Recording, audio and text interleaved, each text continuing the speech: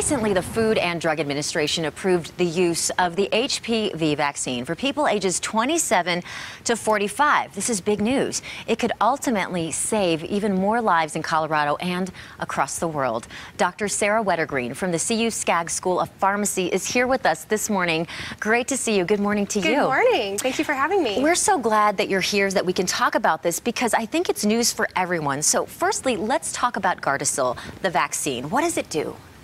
The Gardasil 9 vaccine has 9 subtypes of HPV within the vaccine, and they're in an inactive form.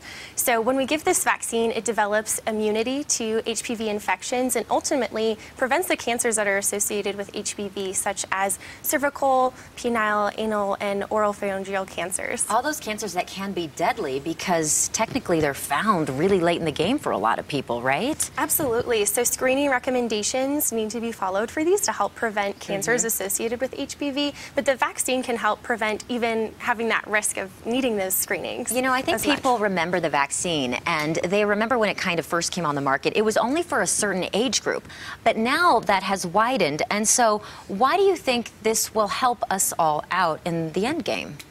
So having that expansion will provide additional coverage for Coloradans and people across the United States.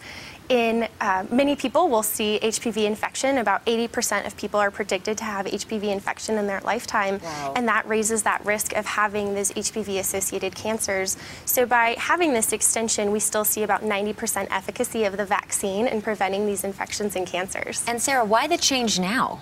So there was recent data showing that this vaccine remained effective in a population between ages 27 to 45. We still ideally want that vaccine between ages 11 and 12 before sexual activity begins. However, you never know what circumstances might change in your life where you may have new exposures even later in life than you may expect. Right. So having this vaccine in these extended ages is important. And it's important for both men and women. Absolutely. And kids. Thank you so much for talking to us, Sarah. And if you would like more information, we'll put up a link on our website, cbsdenver.com, for you. That way you can find out more about this vaccine and why it is important for you.